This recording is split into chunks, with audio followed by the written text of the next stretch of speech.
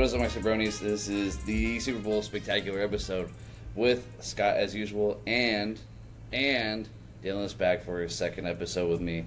I figured for our Super Bowl Spectacular, we make this show spectacular. We get a residential Browns fan in and ain't a talk some Super Bowl. three-sheriff town, cowboy.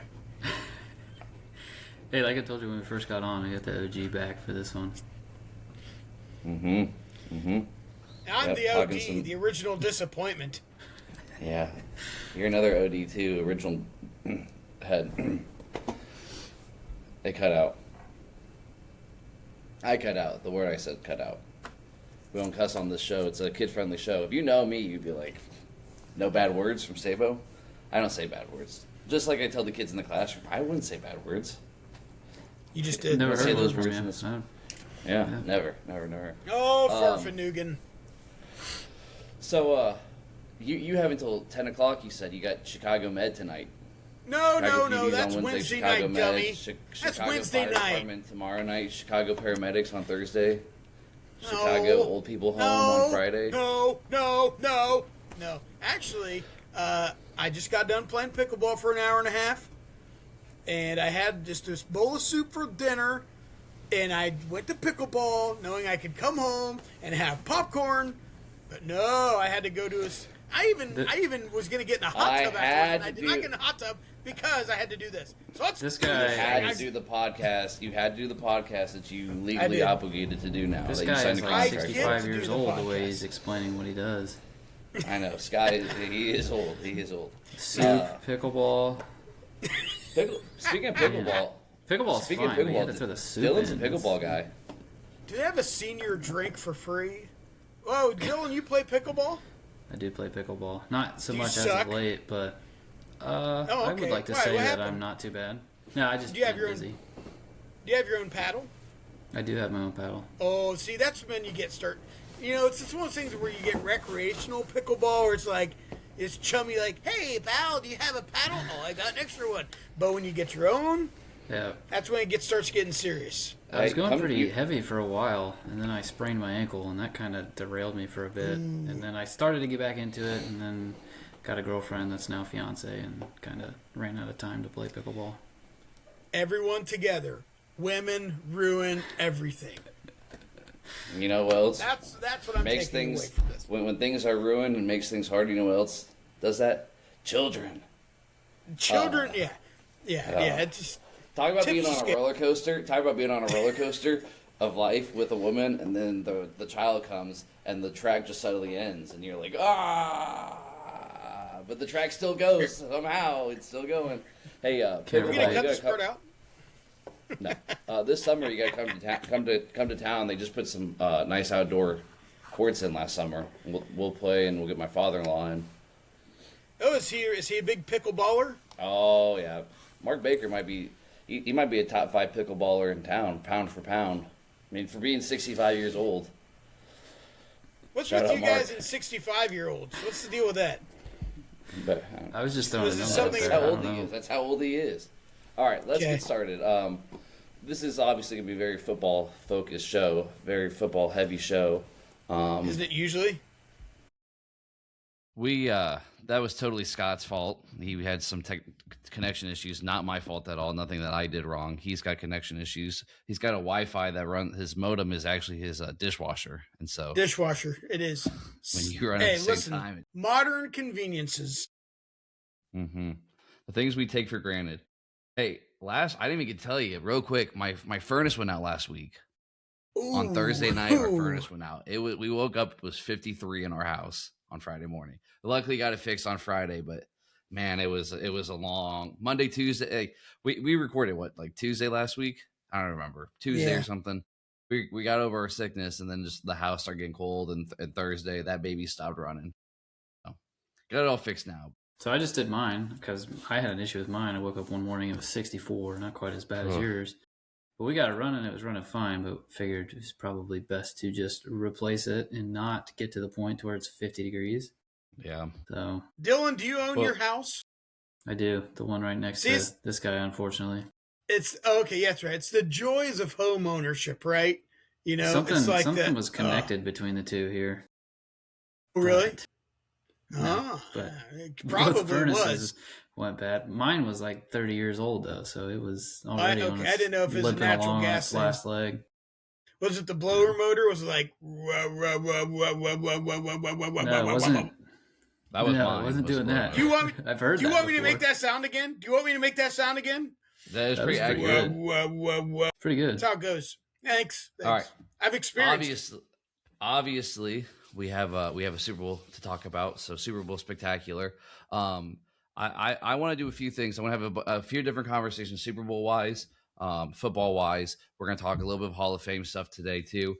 Before we get into any of it, I do want to hit you guys each with some trivia questions. Okay, just to kind of break the ice. Some Super Bowl trivia. Dylan doesn't think he's. I got it. It's okay. They're going to start off easy. Okay. And then they'll get a little bit harder and a little bit harder and a little bit harder. So first one, okay, and you guys could just do like a buzzer sound, like or something. I know, Scott, you like to make random noises. You have to make so the furnace sound for you. Yeah. All right. What Super Bowl number did do you know what sound I like to make the most? fart noises? I know. See, Scott gets done. He's like, "Wow, what a great episode! We're gonna have so many viewers." Like you made furnace noises at the time. HVAC people everywhere are going to be like, my God, I know that sound.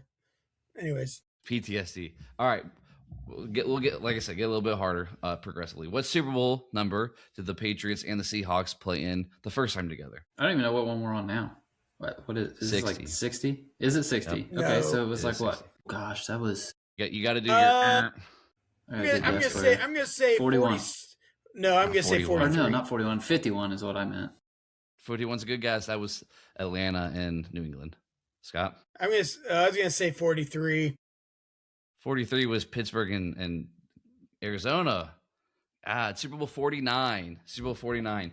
Some things that are very similar to this Super Bowl and that Super Bowl. Super Bowl 49 was obviously the Seahawks had the really, really legendary defense led by Sherman and Cam Chancellor. Correct. Coming off, they won the Super Bowl the year before, and New England at that time was really known for their offense. It was, I think Gronk was healthy that one. They had Edelman still. They obviously had Tom Brady. It was a really, really good offense that year for them.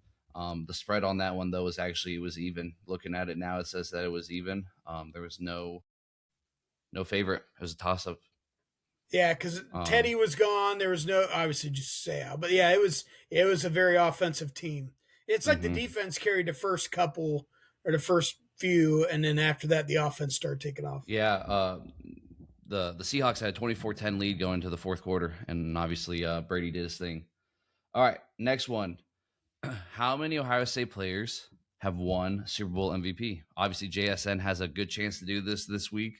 How many Ohio State players have won Super Bowl MVP, and can you name him or them? I don't have a clue. I have a guess, but I doubt it's right. Man, boy, I'm it's definitely not a quarterback.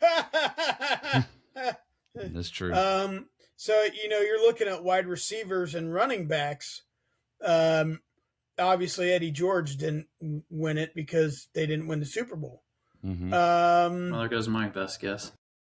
I'm going to say David Boston. Not David Boston. It was a receiver though. Santonio Holmes. Santonio Holmes. I was spitting it out. That's was that the right. one where Sorry. they had what's his That's face? the had catch in the end zone. six? He made that catch in the end zone. In the Back of corner. end zone. Yeah, I remember that. Yeah. He had like 4 or 5 catches on that drive alone. Correct. Do you want to guess the position that's won the most MVPs? Quarterback. How many? How many has quarterback won? Probably like 48. I'm gonna say 32. 34. And then the second most is 8. Guess the position real quick. Running back. Right, running back. Running back is 7. Wide receiver is actually 8. And then linebacker 4, Ooh. DN 2, safety 2, corner and D tackle each one. Real quick, Michigan has the most quarterback or most MVPs in a Super Bowl. Obviously, Tom Brady one Would guy. you even throw that in? won it Who a cares? few times. Tom Brady won it a record 5 times, and then Desmond Now he's Howard half also machine. has one. Desmond Howard Nice also half has machine. one. I'm Tom Brady. I'm Mr. Plastic. All right, Pizza One Hut, more. Hut. One more for you. What a okay? doofus. Scott, if anybody's gonna get this one, it's you. Okay. Dylan might get one of them. I think he might be good for two of them. Okay. So if Vrabel has a chance this weekend, if he wins the Super Bowl, he will be the 5th ever person to win a Super Bowl as a player and a head coach. Any guesses on who the other 4?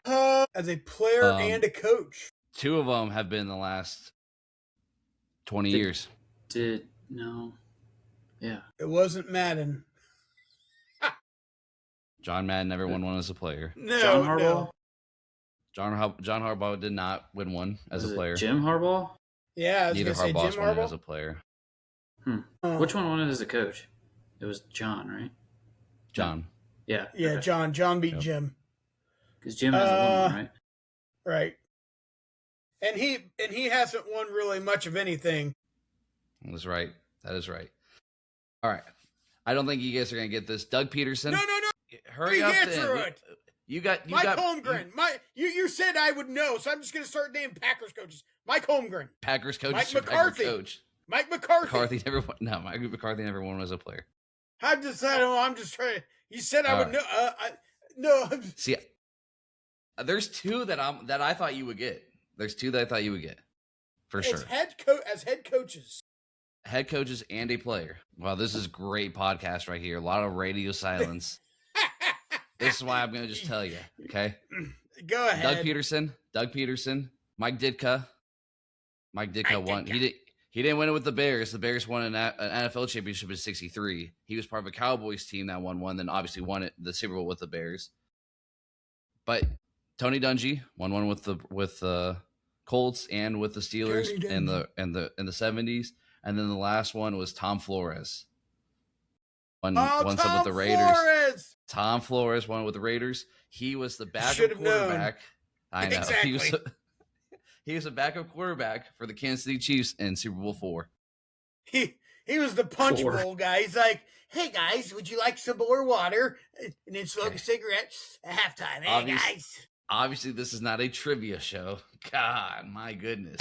Dylan think he underestimates himself in some trivia sometime, but I expected more from you, CamDog. Doug Peterson expected more from you. The Mike Ditka one, I didn't know that one. I guess I just never thought about it. The Tony Dungy I should have known. Now, so someday you're gonna be at bar trivia and you're gonna get it right. I told you. Right, hey Dylan, MD, real quick. Most disappointing. OD. We got you here, Dylan, because we wanted to know what your thoughts are as a Browns fan and the recent hiring of Todd Monken as your new head coach and the possibility of losing your defensive coordinator. Super Bowl spectacular. How spectacularly excited are you for this hiring? I don't know. I think ultimately the one thing that we needed to maintain through this was Schwartz. I understand how it's a slap in the face to him, but I mean, with the way that the team is, we don't need a defensive head coach. We need help on the offensive side. Unfortunately, yes. I mean, that leaves Schwartz as the coordinator and he doesn't get his promotion. And obviously that kind of sucks, but man, he's such a good coordinator. I really hope he hangs around because that's going to change things drastically on that side of the ball, where we were solid and have been solid. Monken, I don't know. I mean, some of my buddies hate him. Some of my buddies love the hire. I mean, it's not like he did bad with Baltimore. Obviously, he had Lamar as a little different specimen there. And then he's had Derrick Henry. But, I mean, I don't hate it.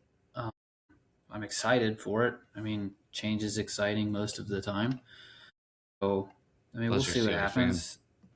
Can be. Yeah, that's fun.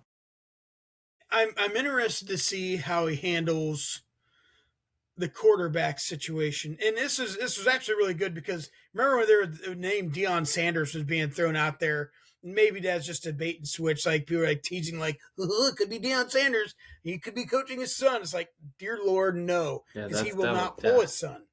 And absolutely not. And that's not, like you said, the Browns need offensive help. And if you watch Colorado the last couple years, there's just it's bad offensively. The offense is atrocious. So it was a good thing to avoid the Deion Sanders hype. for Browns fans too, the thing that you should be excited about with it is that Monken won. He was part of that Baltimore staff that wanted Shador. They were going to draft. Now, obviously, they had a chance. He went in the 5th round. It's not like they were waiting from the 1st or the 2nd. But Monken, they said that they wanted him, and during his press conference, introduction video, he's like, "Man, we wanted you. We had these conversations." And then Monken obviously was in Georgia for the 2 back-to-back national championships they had. People want to act like he didn't do much, play part of it, but Stetson Bennett, he threw for more yards in that second year, the second year that they won it, than CJ Stroud did. And we think about CJ Stroud and that offense with Garrett Wilson and all those guys of being so explosive. Sorry, not Garrett Wilson. That was Marv and JSN. We didn't even get JSN that year. But Stetson Bennett threw for more yards that year than CJ Stroud did. So he's going to bring an offense that you said that you desperately need. So, yeah. Yep. Right. I mean, that's where we need the help. I mean, obviously you have the young quarterback. So you need somebody to help him, and a defensive coach is not going to do that. Here's the thing. To be honest, though, you could bring in the most wizardry of offensive guru ever. The problem is not, can we get more of offensive mind coach? It honestly has zero to do with it. It has to be someone that changes the culture. It has to completely take everything and go whoosh. It's almost like if the Browns could almost hire Kurt Signetti, that's the kind of guy. In a way, you know what I mean? That someone just says, okay, well, screw you. We're going to do this completely differently because the culture around Cleveland has been so bad. So to change the culture, you have to completely ignore everything it's done before. So I'm not saying like Kurt Signetti, but that kind of guy. And so I'm interested to see if he's able to change the culture, because that's a big thing. Yeah. It's a mental thing for him at this point, I mean, I'm a lot more thrilled than I would be had we hired some of these other guys that got hired in other places around the league, like maybe some close teams. Yeah, that's a good example.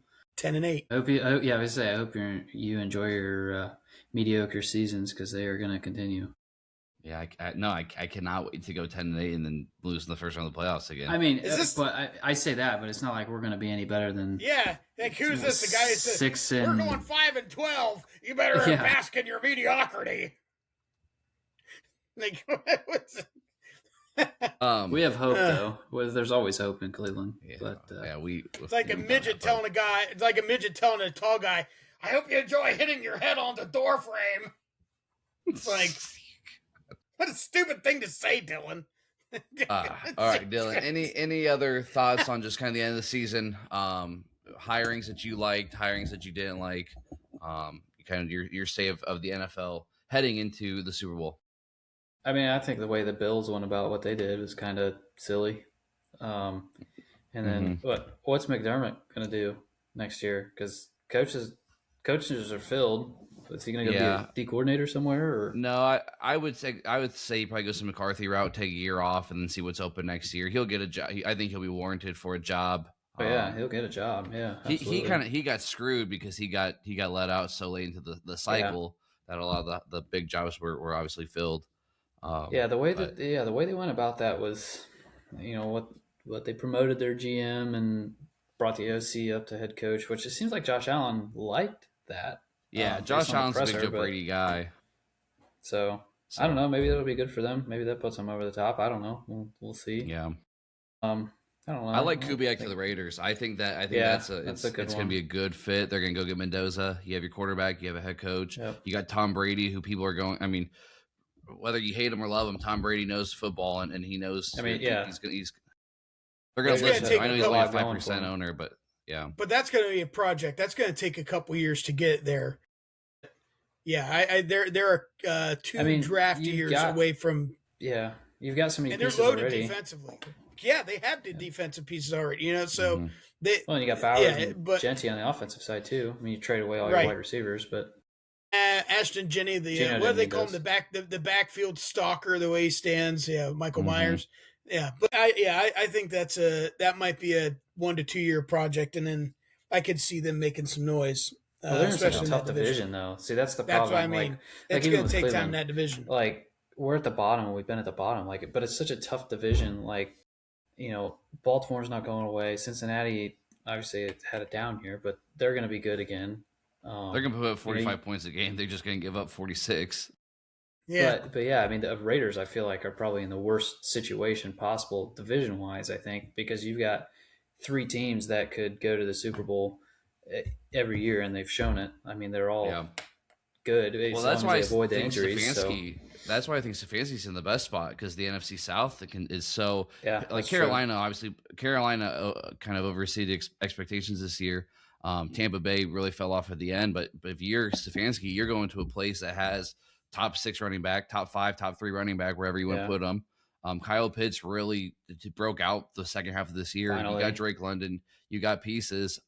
You got defensive pieces there too. Yeah, Penix is obviously the question mark, and Scott and I talked about him last week. Well, if Penix is healthy, though, you got a quarterback. He put himself in the best position by where he went. So, and he's got a great beard. Remember that. He does. Yep. All right, we want to talk a little bit of Hall of Fame. Handsome devil.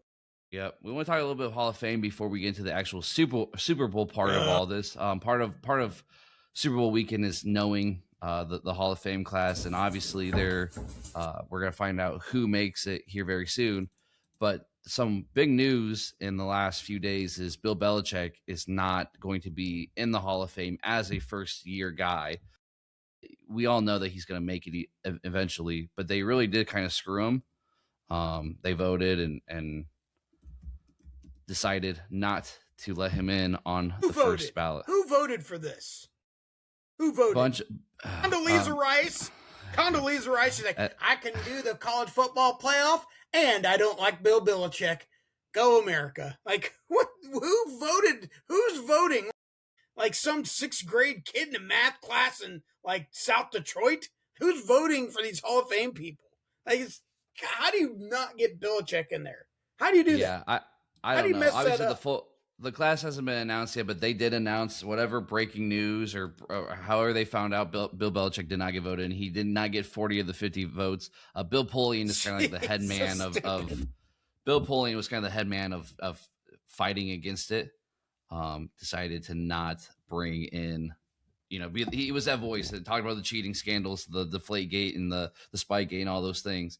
And listen, I am as anti New England as they come, but I know that Tom Brady's the greatest quarterback to ever play the game, probably the greatest player to ever play the game. I know Bill Belichick's the greatest coach to ever coach the sport, and to not put the guy that's won 6 Super Bowls in as head coach, 2 as a defensive coordinator, like he's got 8 total.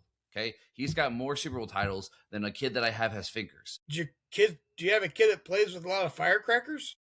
No. No. Anyway. Yeah. Anyways, but like how? So okay, you're right. So how does? And I understand and we're going to talk about this, like which is the best Hall of Fame, which is the worst Hall of Fame. But so I'm not trying to sound supercilious in that, but how can you not have him? Like I feel like it's just like the steroid thing with baseball where it's like, shame, shame, shame. You're bad. You're a bad boy. You're a bad boy because you cheated. You're a cheater, bad boy. Okay, Jim Harbaugh. But they let David Ortiz in. It's like, what are we doing? And so it's just like, I feel like it's a virtue signal of like, oh, we are the holier than thou Hall of Fame ballot casters, and we do not like William Belichick for his flat footballs. It's like, shut up. Like it just ruins the whole, what does it mean to be in the Hall of Fame? Yeah. You're one of the greatest ever. Belichick is that. A few weeks ago, one thing I had texted you about, like, hey, a great segment to talk about would be like, which Hall of Fame means more? Because I think now could be the time to have that, because I think what got me onto it was the Baseball Hall of Fame, another year of Barry Bonds and Clemens not getting in, and they are the Baseball Hall of Fame wants to always act like the Hall of Fame and sometimes the Hall of Very Good, but they want to be so holy by not letting the Barry Bonds, not letting Pete Rose, not letting Roger Clemens two of your top 5, 10 most legendary, biggest name players of all time in Bonds and Pete Rose. But then they let a guy like David Ortiz in. And so it becomes almost fraudulent because it's not a real true Hall of Fame. The Basketball Hall of Fame, there is no. That. Yeah. We'll talk about that sometime. Don't steal that thunder. Because yeah.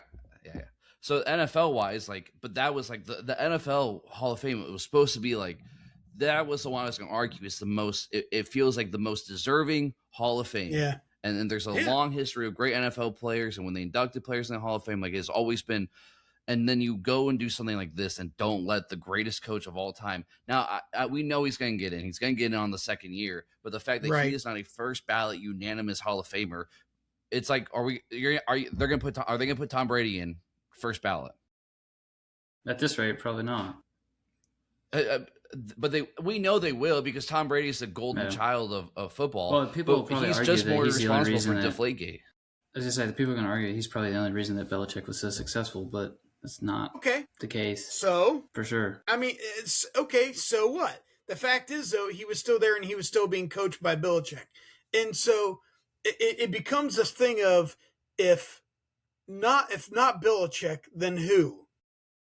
And it's like I think again, not going into which Hall of Fame is the best, but it always seems like the NFL Hall of Fame seems to be the most. Always seemed up to this point is the most legitimate in how they run and operate things, and then they kind of screwed it up. But I think the blowback from this has been so great, where the people that are voting are realizing like, oh, we may have overstepped our bounds of Stupidville, and we went too far off the edge of we're going to stand up for what's right. And I think they're going to realize people are going to be like, you are an idiot, and it's almost one of those things where I would like to know who voted and how they voted. And whoever I want to know where Lou Holtz is right now. Yeah, and whoever voted no Lou for Holtz Belichick is not doing well right now. Yeah, I know. In case you didn't see, so yeah, what a jerk. Yeah. Ryan Day. Wow. NFL coaches who made the first Hall of Fame on the first ballot: George Halas, Curly Lambeau, Tom Landry, Don Shula, and the great legendary Chuck Noll. All 5 of those guys are 5 of the greatest coaches of all time. Bill Belichick is a greater coach than all 5 of those guys.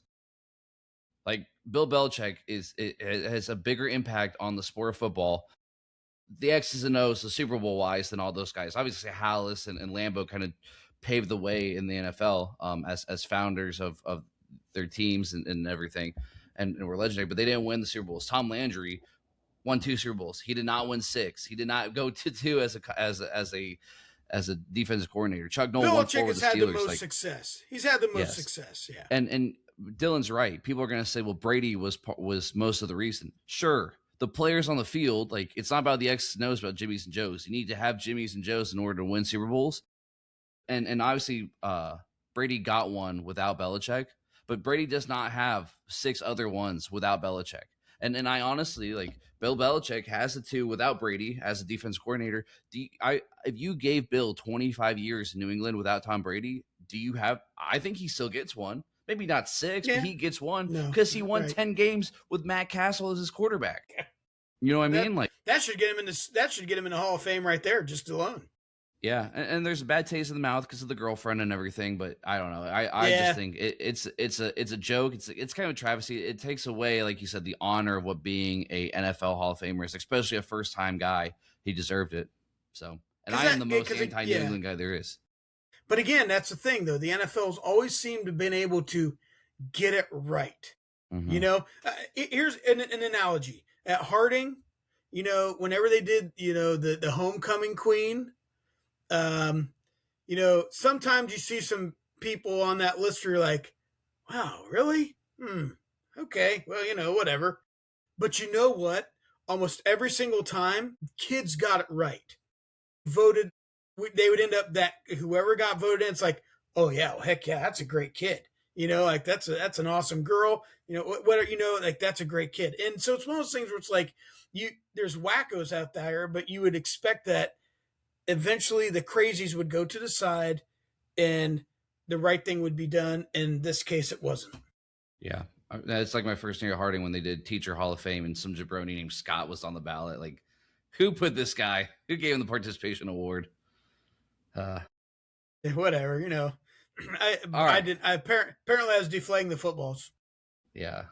I wouldn't be anything without you, Sabo. Yeah. About time people recognize. All right. Yeah. It is time to talk about the Super Bowl. We have the Super Bowl coming up. We are 5 days away from it. Okay. 6 nights, 6 more sleeps or something like that. It is almost here. Super Bowl 60. It is a rematch of Super Bowl 49. The Seahawks, the Patriots. The line is currently 4.5 last I checked. 4.5. That's what I saw earlier today too. Seattle. I kind of expected a little bit more, honestly, for just as dominant as their offense has been, especially this playoff run. The over-under is 45.5. It is in San Francisco. The 49ers are hosting it at Levi Stadium. Everybody better hang on to their ligaments. Yeah, I know. I was gonna say no practicing on the field. Yeah, get a good massage beforehand. My Achilles. Oh yeah. Robert Kraft will probably be there for that. I bet he will be. What kind of injury was it? Spinal. Get it, Mike. Darnold this year. Broken. Darnold this year threw for 4,048 yards, 25 touchdowns, 14 picks. Drake May 4,394 yards, 43,000. That'd be insane. The leading rusher for the Seahawks is Kenneth Walker, 1,027. He just balled out the other day against the Rams without Charbonnet there. Trayvon's the leading rusher. Yeah. Trayvon's the leading rusher, but Dylan and I were talking last week. It's just he's been non-existent. Less than 6 carries each playoff game. And then JSN this year has just been an absolute tear. 1,793 yards, 119 receptions, 10 touchdowns. Diggs for the Patriots, 1,013, 85 catches and 4 touchdowns. The New England offense, here's the thing. New England's offense is not awful by any means. And they can put up points when they need to. They do enough to balance it out. They're not going to get the ball and just punt it away 3 and out. They're going to put some drives together. They're going to milk the clock. They're going to put you in bad field position. And they obviously play really, really, really, really good defense. Seattle's defense gets stops when they need to. It's not like they're a bad defense by any means, but obviously that offense this year, the offense led by Sam Darnold, who, did you see Justin Jefferson today? Justin Jefferson said he's sad about it. He's obviously he said the team would have been better with Darnold, didn't he? Yep. Yeah. And he said he's sad to see him not there, but he's rooting for him, rooting for his buddy. Who would have thought 5 years ago, 3 years ago, 4 years ago, 2 years ago, if you said Sam Darnold was going to be in the Super Bowl, you would have said backup for who? Correct. And that's it. And I was thinking about that today where I'm like, boy, both quarterbacks, were almost kicked to the curb and kind of thought of they didn't live up to the expectations that people had for them. And here they are in the Super Bowl playing each other. Yeah. I definitely wasn't a Drake May fan coming out. I thought he was kind of a reach. Being a first round guy, there was just nothing that he did that I was like, wow. But dude's, throws a good ball when he needs to. His ability to scramble and fight for extra yards. He's just efficient. He's efficient. He's not a game manager. He is efficient. Right. And he plays really hard, and that goes a long way, especially with Vrabel and that kind of offense. And you can really see how the team's really kind of, I don't want to say they backed him up, but they've really accepted him as their leader. And and that's what makes them great, man. Yeah. However, I saw that Drake May, he's injured, a little beat up, but he's also sick. I heard he was sick this week. Dealing with a shoulder injury for him. Right, but I heard he was sick also. Gotcha. So, I didn't see that at all today. The injury report they have him as, he'll come out. They'll give him that shot right beforehand. He'll see me and Joe Green and Troy Polamalu in the hallway. Hey kid, here you go. Lawrence Taylor's gonna visit, and Michael Irvin. They're gonna be like, "Hey man, I cannot watch I would be able to watch Michael Irvin on another sideline. I'm gonna go get this belt." It was a disaster with everything he did for Miami there. That was a joke. He's still on the sidelines of that game, pacing back and forth. Probably. It's slow down, Mikey. It's just a game, man. I think this is a good matchup. I really am excited about it. I could see the Rams, or not the Rams, sorry, the Seahawks maybe blowing it away at the end. But I really do expect a good fourth quarter tight game. Should be, yeah. I think New England is going to be able to put up enough. I don't think they're going to stifle the Seahawks defense that much. I just trust New England's offense to be able to put up some points and keep it close. If Seattle scores over 30, it's a blowout. But if it's a 24-21 game going in the fourth quarter, obviously it's anybody's game at that point. I really could see that heading into it. Is that your prediction? 24-21 going in the fourth? Sure, I'll ride with it. Play a square. Yeah, I was gonna say. Yeah, I don't do pick my own square? I don't do the squares. Yeah, that's kind of strange. You are square. I've never been a square guy. I've never done the square games. Taylor, Amish, Sabo. Maybe one time through Dylan or something. I don't know. I say I've probably got to do it before. I hit one for $500 in high school. That was pretty cool. Ooh, what'd you buy it? What'd you use your money for? That or was are you not free to say? No, that's fine. That's when we were doing our baseball merch. So I got the whole gear set up, the sweatshirt, the sweatpants. I got everything. Yeah, no baseball cards or girls or anything? Yeah, I probably bought like 2K or something as well. But I think that's as crazy as I went. It was just the baseball gear. My parents wouldn't buy it for me, so I had to buy it myself. Maybe Taylor's not the Amish one here in the thread. I ain't no Amish. Hey, speaking of money as a high school kid, when I was my first job was I was working at a movie theater in Ontario. Worked at Cinemark with Dylan's sister. Actually, she was a worker there. She was an employee of Cinemark also. Did you think she was hot?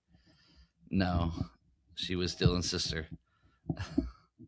Anyway, my very first day on the job, I'm getting trained, and obviously there's not a lot of training that goes into cleaning movie theater. Take broom, take bucket, sweep popcorn, dump in trash. It's not that hard, right? So I got this guy, Austin. Austin's showing me around. He's like, hey, you do this, blah, blah, blah.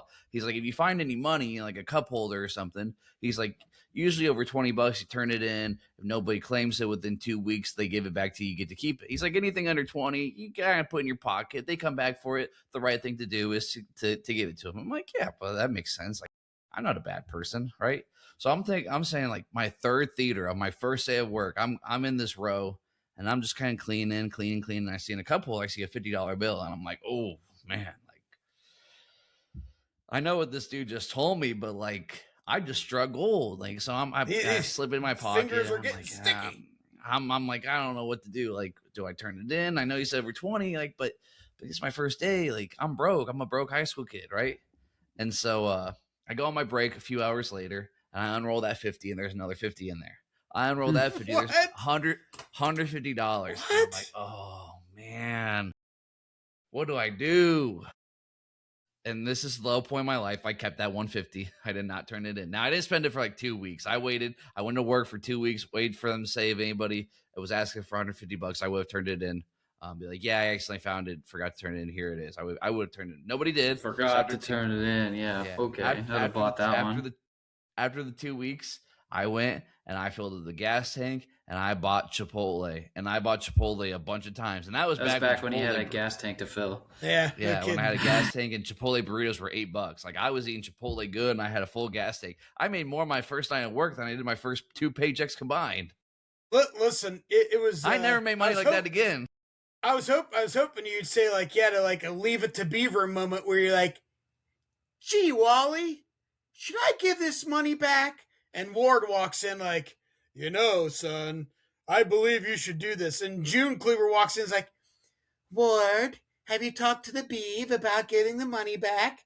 And Taylor would be like, Mr. and Mrs. Bossman, I found $150 there. I thought I should probably give it back. Then there's some sappy music in the background. And then Eddie Haskell walks in. Do you forget that our demographic is like 21-year-old and below males? Okay. Listen, that's our demographic. Nobody knows what Leave It to Beaver is. Do you think we know what Leave It to Beaver is? We don't. If you don't know what Leave It to Beaver is, have you lived? You're probably Amish. That's why. You watch Amish Chicago people PD don't like and Leave It to Beaver. Our demographics we are not the same. All right, back to the Super Bowl. Any bold predictions? Let's not even go bold yet. Let's just go prediction. What do you think the fourth quarter is looking like? Who wins and how by how much? Dylan, go ahead. You're our guest of honor. I think it's going to be close. I hope it's close. On paper, I can't afford close. last year's Super Bowl again. Yeah. I mean, the defenses are both tough, so I don't think – I mean, you talked about Seattle getting a 30 and it being a blowout. I think that's true. I don't think New England could keep up in that case, but I don't think that's going to happen. I mean, I think we're closer to your 2020 – you said 24-21, somewhere in that ballpark. It should be a one-possession game. I think it will be. It should be contested throughout. It'll be a fun one to watch the entire way. Do you have a score, Dylan? That's your final score? Final score? There's probably going to be some field goals. Correct.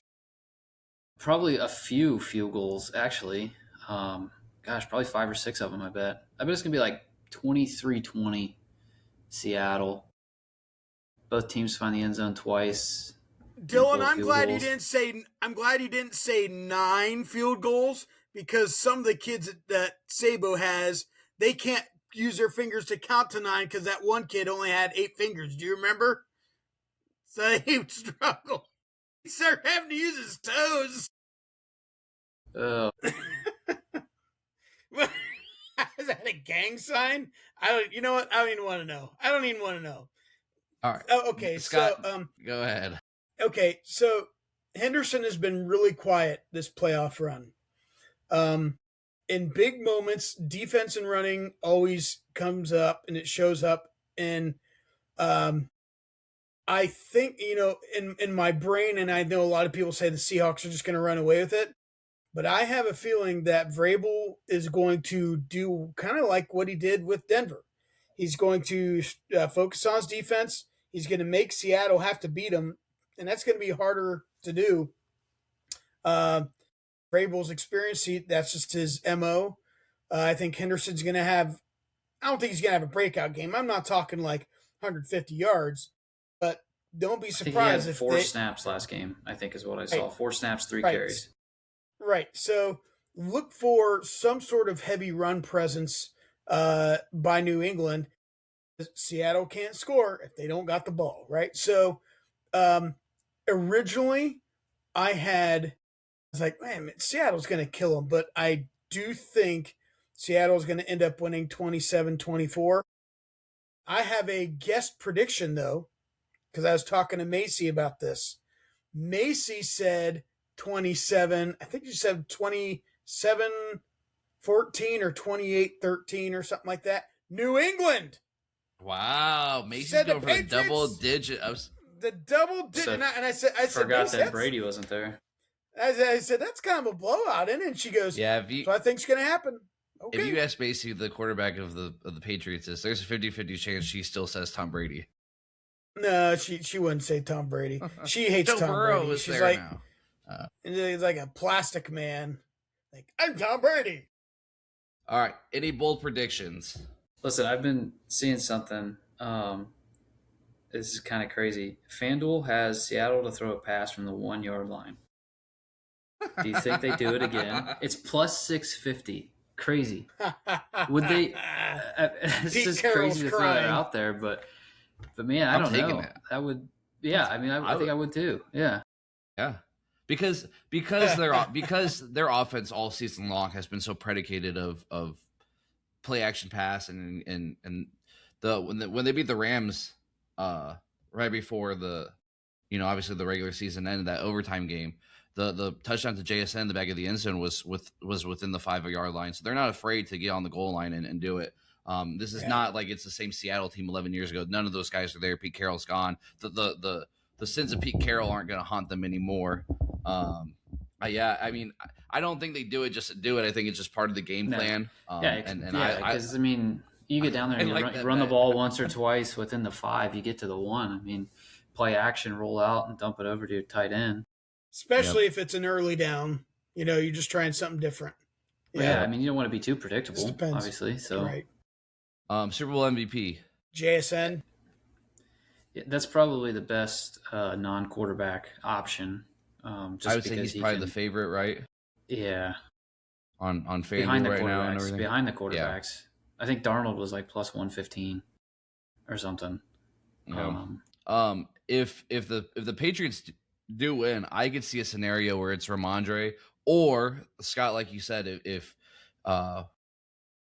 Travion Henderson has some type of breakout game and gets 10 carries and breaks one for 40 yards and finishes with 10 carries for 100 yards and a touchdown, being the young guy and the workhorse, because that's how they're going to win is like you said, you can't let Seattle score points if they're not on the field. And so if that's the case, I can see. But they could run it down there every time, and then he could throw 2 touchdown passes to Hunter Henry, and Hunter Henry could take it. He hasn't been involved either. So he's someone like Travion. I think he's been on the field. He just hasn't gotten the ball. So that's another one that they need to utilize a little bit. And everyone's pointing to the Seahawks blowout, but that's usually when something happens and the game flips and it becomes a lot tighter than what people think. So yeah. The other name to look out for besides JSN on the Seahawks side is Rashid Shaheed. Obviously the boomer bust we saw. Yeah, he's plus 4,500 on FanDuel. They don't throw him the ball much, but they do a lot with him, whether it's in the kick return game or trying to get him on some jet sweeps. A few years ago, the Niners ran a trick play where Jawan Jennings threw a touchdown to Christian McCaffrey. If they get some type of trickery with that, with Rashid Shaheed, 2 touchdowns, one's a throw, one's a rush or a kickoff return, or a punt return or something. He's explosive enough to where he can kind of set the narrative that, hey, this was won because of his explosiveness.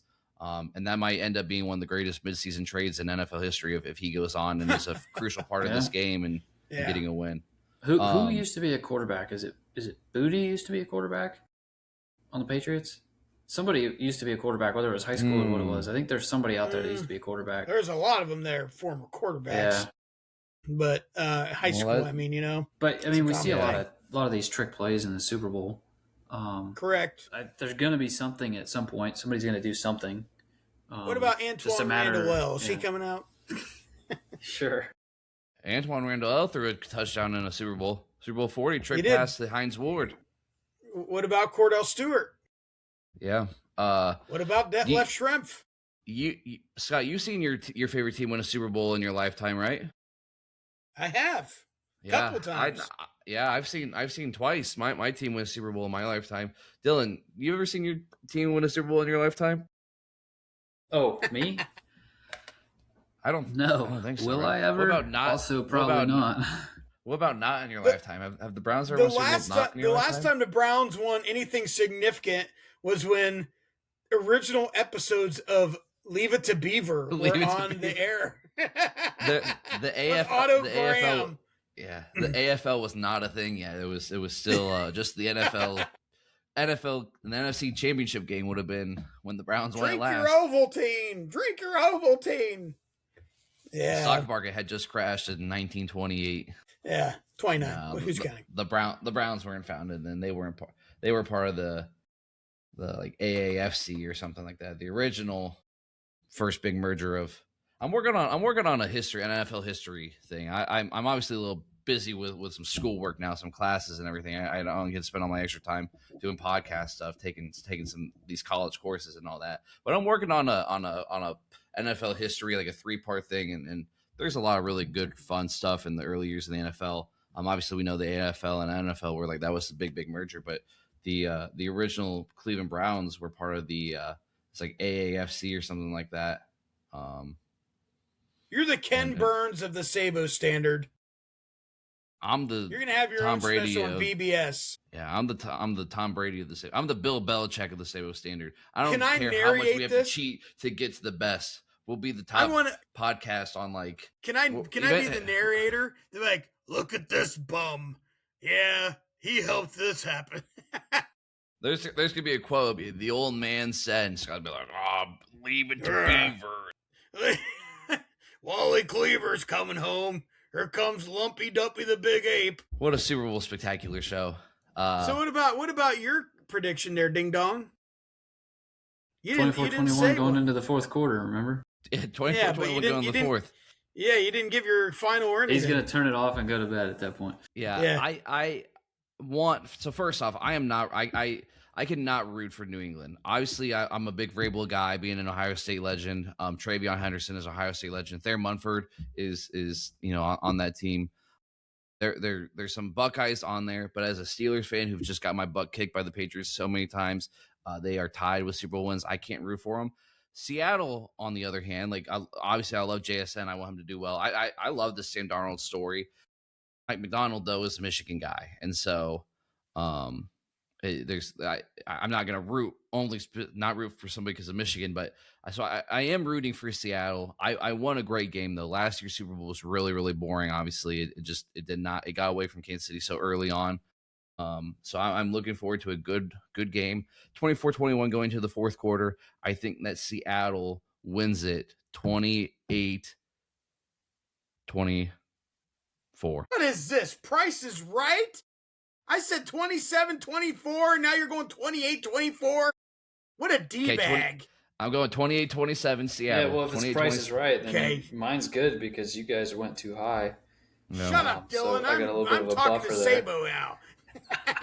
7. JSN or Rashid Shaheed is my Super Bowl MVP. It will not be Sam Darnold.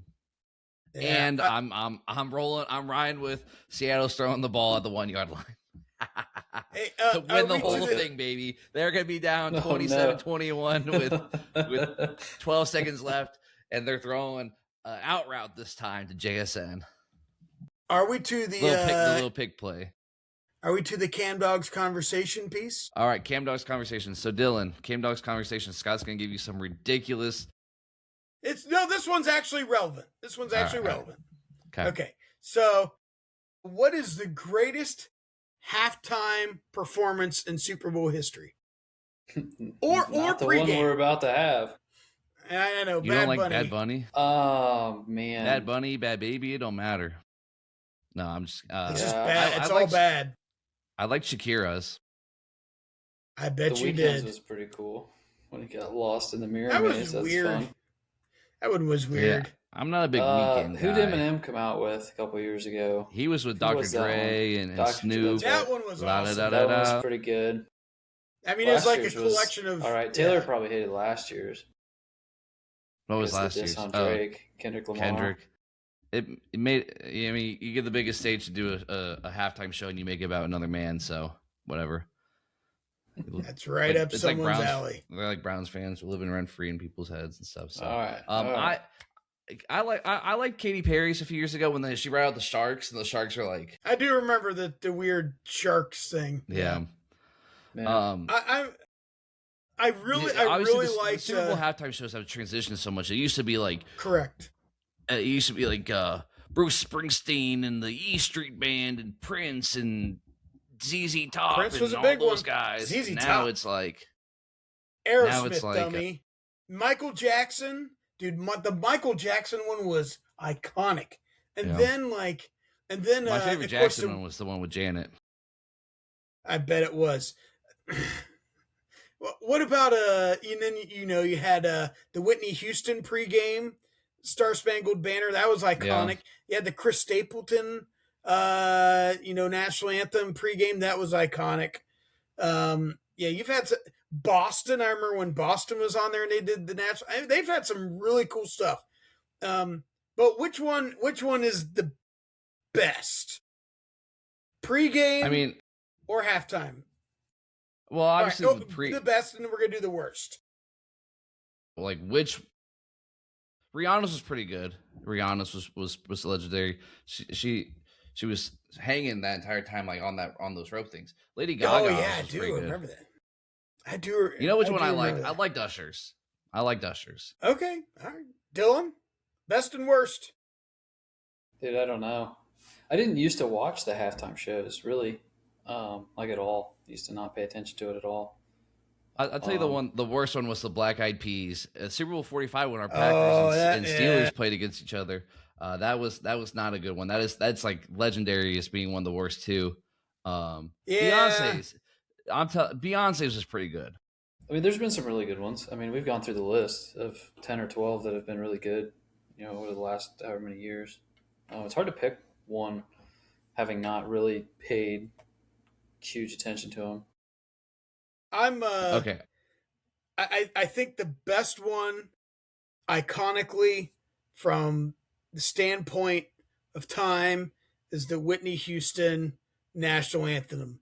That was a big one. Mm-hmm. I know you guys weren't alive, but that was. It seemed like that one, and then the Michael Jackson halftime.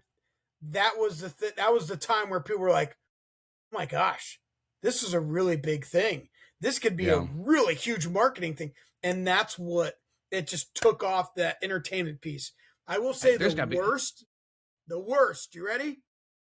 Alicia Keys did the halftime, I think in 24, and she was playing and her voice cracked.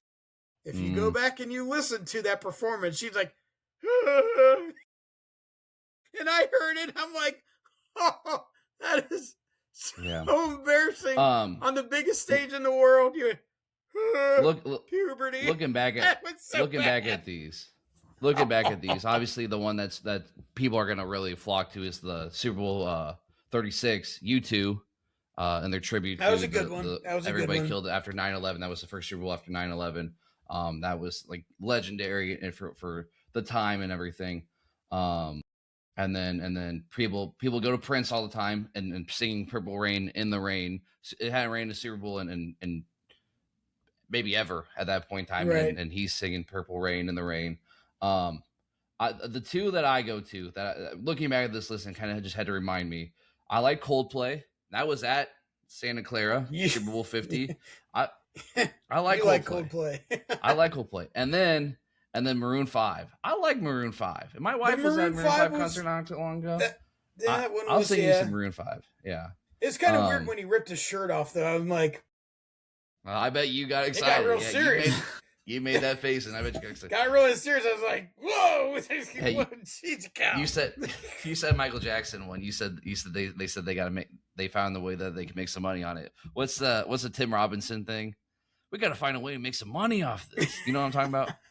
Yeah. Well, that wasn't the same skit where he's feeding the ducks or the chickens or something like that, was it?